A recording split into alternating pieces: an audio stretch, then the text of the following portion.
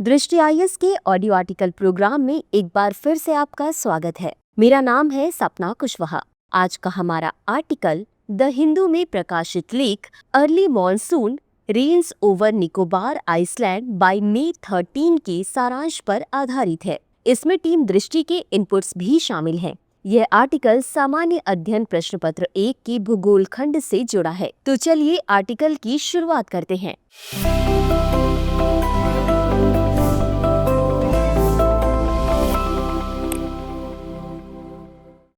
आमतौर पर भारत में मानसून की दस्तक जून के महीने में होती है, लेकिन पिछले कुछ वर्षों में जलवायु परिवर्तन की वजह से मानसून के आने और लौटने के समय में भी बदलाव देखने को मिल रहा है। हाल ही में भारतीय मौसम विभाग ने बताया कि दक्षिण पश्चिम मानसून प्रणाली के 13 मई के आसपास दक्षिणी अंडमान सागर, दक्षिण पूर्वी बंगाल की खाड़ी के कुछ हिस्सों और निकोबार द्वीप समूह में आगे बढ़ने की उम्मीद है। मानसून का यह आगमन अपेक्षाकृत पहले है और मौसम विज्ञान विभाग के विशेषज्ञों द्वारा इसे असामान्य बताया जा रहा है। बता दें कि IMD के पास केरल में मानसून की शुरुआत की तारीख का पूर्वानुमान लगाने के लिए एक समर्पित मानसून मॉडल है। इस ऑडियो आर्टिकल में मानसून से संबंधित विविध पहलुओं पर विस्तार से चर्चा की गई है। सबसे पहले जानते हैं कि मानसून क्या है। मानसून शब्द अरबी शब्द मौसिन से लिया गया है, जिसका अर्थ है मौसम। यह उष्णकटिबंधीय क्षेत्र में 20 डिग्री N और 20 डिग्री S के बीच अनुभव किया जाता है। मानसून की विशेषता मौसमी हवाओं की दोहरी प्रणाली है, जिसका प्रवाह ग्रीष्मकाल में समुद्र से स्थल की ओर तथा शीतकाल में स्थल से समुद्र की ओर होता है। गौरतलब है कि मानसून भारतीय उपमहाद्वीप, दक्षिण पूर्व एशिया और मध्य पश्चिमी अफ्रीका के कुछ भागों तक ही सीमित है। दक्षिण पश्चिमी मानसून तिब्बती पठार पर बने तीव्र निम्न दबाव तंत्र से उत्पन्न होता है। वहीं पूर्वोत्तर मानसून तिब्बती और साइबेरियाई पठारों पर उच्च दबाव कोशिकाओं से जुड़ा हुआ है। उल्लेखनीय है कि भारत की अधिकांश क्षेत्रों में दक्षिण पश्चिमी मानसून के माध्यम से वर्षा होती है। पूर्वोत्तर मानसून मुख्य रूप से भारत के दक्षिण पूर्वी तट को प्रभावित करता है, जिसमें सीमांध्र और तमिलनाडु का दक्षिण तट भी शामिल है। आइए अब समझते हैं कि मानसून की क्रियाविधि क्या है। मानसून आमतौर पर 100 से 120 दिनों तक रहता है, जो जून के आरंभ से सितंबर के मध्य तक रहता है। आगमन के दौरान मानसून में अचानक वृद्धि होती है, जो सामान्य वर्षा में वृद्धि के रूप में चिन्हित होती है। यह स्थिति कई दिनों तक लगातार बनी रहती है। मानसून की सबसे प्रारंभिक वर्षा दक्षिण से उत्तर की ओर बढ़ते हुए द्वीपों पर देखी जाती है। भारतीय प्रायद्वीप के दक्षिणी सिरे पर पहुंचने पर मानसून 2 शाखाओं में विभाजित हो जाता है, अरब सागर शाखा और बंगाल की खाड़ी शाखा। ये शाखाएं गंगा के मैदानों के उत्तर पश्चिमी भाग में विलीन हो जाती हैं। गौरतलब है कि अलग अलग क्षेत्रों या राज्यों में मानसून का आगमन अलग अलग समय पर होता है। भारत के ज्यादातर हिस्सों में जुलाई के मध्य तक मानसून का आगमन हो जाता है। इस समय तक मानसून आमतौर पर हिमाचल प्रदेश और भारत के बाकी हिस्सों में पहुंच जाता है। वहीं मानसून की वापसी की बात करें तो मानसून की वापसी एक क्रमिक प्रक्रिया है, जो सितंबर के प्रारंभ में भारत के उत्तर पश्चिमी भाग से शुरू होती है तथा अक्टूबर के मध्य तक प्रायद्वीप के उत्तरी भाग से पूरी तरह से वापस लौट जाती है। साथ ही दिसंबर के प्रारंभ तक मानसून आमतौर पर शेष भारत से विदा हो जाता है। उल्लेखनीय है कि अक्टूबर से दिसंबर के महीनों के दौरान होने वाली वर्षा उत्तर पूर्वी मानसून से होती है, जो मुख्य रूप से तमिलनाडु, पुडुचेरी, आंध्र प्रदेश और केरल जैसे राज्यों को प्रभावित करती है। लेकिन सवाल है कि मानसून को प्रभावित करने वाले कारक कौन कौन से हैं? मानसून को कई कारक प्रभावित करते हैं, मसलन विभेदक तापन और शीतलन, जेट स्ट्रीम की गति आदि। गौरतलब है कि भूमि और जल में विभेदक तापन और शीतलन होता है, जिसके परिणाम स्वरूप भारत में भूमि पर कम दबाव और समुद्र पर अपेक्षाकृत उच्च दबाव होता है।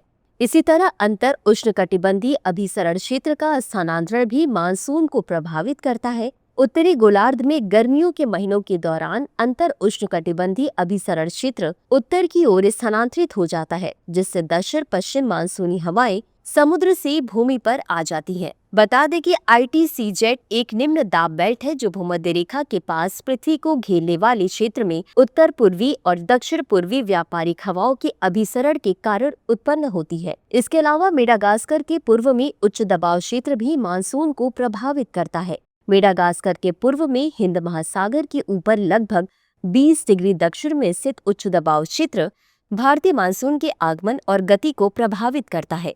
साथ ही तिब्बती पठार का गर्म होना भी मानसून पर प्रभाव डालता है। तिब्बती पठार के गर्म होने से वहां का वायुमंडलीय दबाव कम हो जाता है। इसका प्रभाव भारत की मानसून प्रणाली पर पड़ता है, क्योंकि मानसून की वर्षा की दिशा और ताकत इन दबाव क्षेत्रों पर निर्भर करती है। उच्च दबाव वाले क्षेत्रों से कम दबाव वाले क्षेत्रों की ओर हवाएं बहती हैं, जो वर्षा को प्रभावित करती हैं। इसके अतिरिक्त जेट स्ट्रीम की गति भी मानसून के व्यवहार को प्रभावित करती है। मानसून की उत्पत्ति का एक प्रमुख कारण हिमालय की ऊपरी वायुमंडल में बहने वाली जेट स्ट्रीम हवाएं हैं। इसके दो भाग हैं, पूर्वी जेट स्ट्रीम और पश्चिमी जेट स्ट्रीम। पूर्वी जेट स्ट्रीम के कारण उत्तर पश्चिमी भाग में सतही गर्म हवाएं ऊपर की ओर उठने लगती हैं और कम दबाव का निर्माण करती हैं, और इस शून्य को भरने के लिए मानसूनी हवाएं भारत की ओर बढ़ने लगती हैं और इससे मानसून का आगमन होता है। इसके अतिरिक्त एल नीनो, दक्षिणी दोलन और ला नीना भी मानसून को प्रभावित करता है।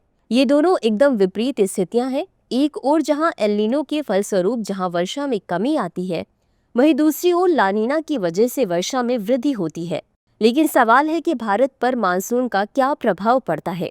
भारत की लगभग 64% जनसंख्या अपनी आजीविका के लिए कृषि पर निर्भर है और भारत में कृषि काफी हद तक बारिश पर निर्भर है।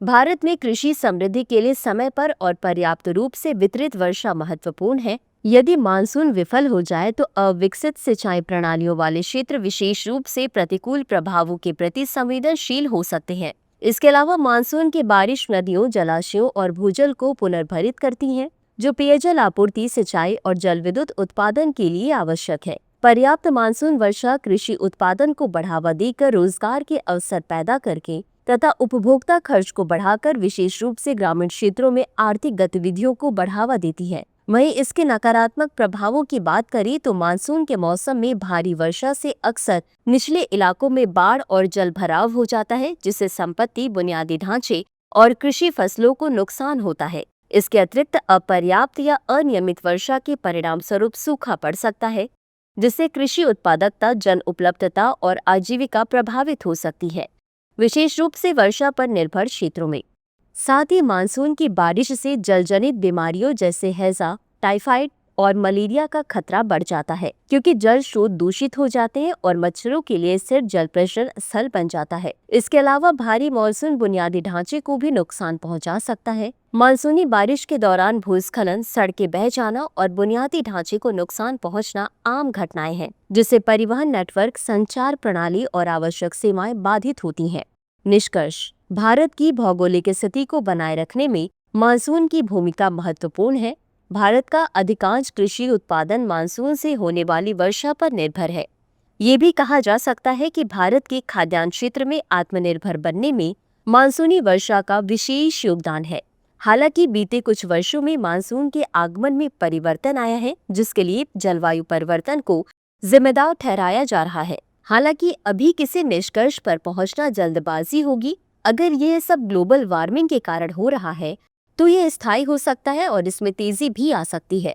लेकिन अगर ऐसा नहीं हुआ तो मानसून प्रणाली सामान्य स्थिति में वापस आ जाएगी। जलवायु के गर्म होने से वातावरण में नमी बढ़ेगी, जिससे भारी वर्षा होगी।